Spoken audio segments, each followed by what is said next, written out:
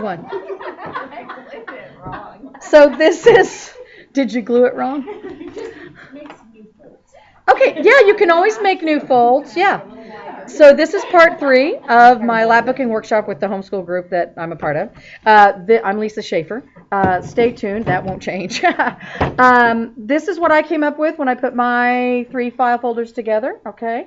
So they're together, they're sticky on the back a little bit, so that'll hold it basically looks just like most everybody in here, just pretty much that. Okay, so this is the way we're going to store the mini books that we make. All right, so let's talk about that. Remember I said a minute ago that there's a reason for some things that you don't want to alter. Like, you know, when your kids want to be creative and do things, that's all right. But there are some things you want them to do a certain way, and here's the reason why. There are some things that we learn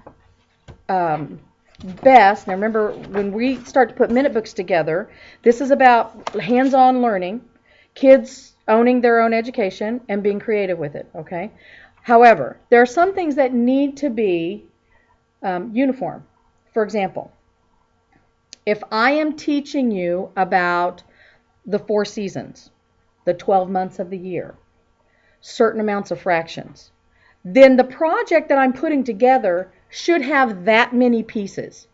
When I teach, for example, 4 seasons. I did a tab book that had each season at the top, and then the kids wrote a little bit of something about each season on each tabbed part of the book. 4 tabs, 4 parts to that learning.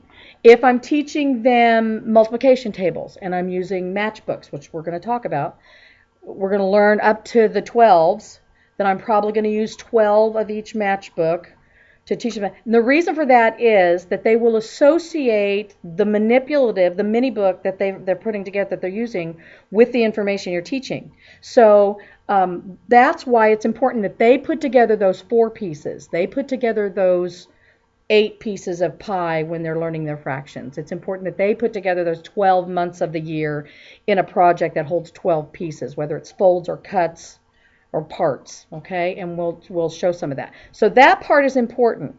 Color, shape, the way they glue it in the project, not so much so.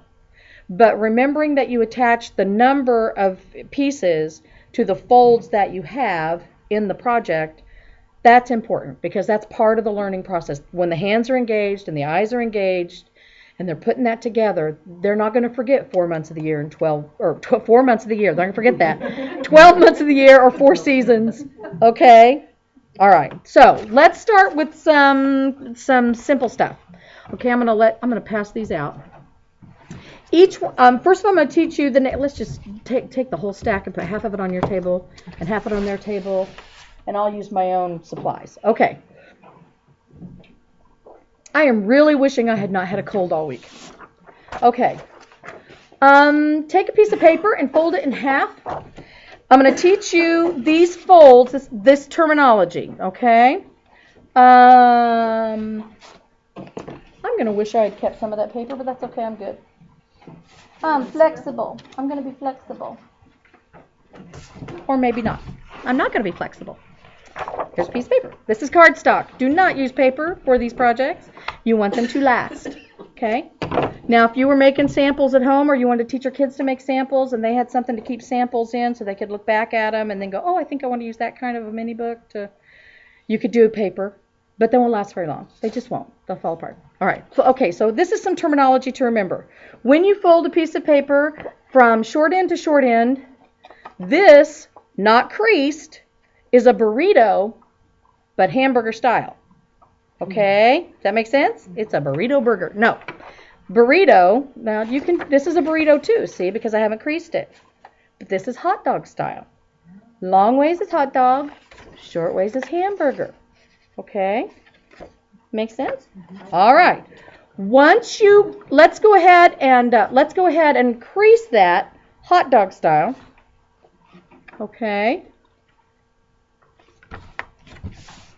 Increase that hot dog style, and here's some more terminology. This is a mountain. When you tell your child to cut along the mountain, they'll know what you're talking about. Cut along the valley. Okay. If I'm doing a project that's open face like this, I'm going to say valley. If it's a project that's going to be closed like this, I'm going to say mountain. It's not going to matter much. They just need to know they can cut along that invisible line that you've now creased to make a mountain or a valley. Okay? Unfold it. All right. Let's hamburger style fold it and crease it. Okay.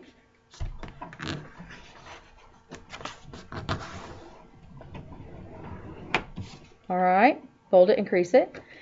All right. Then take your scissors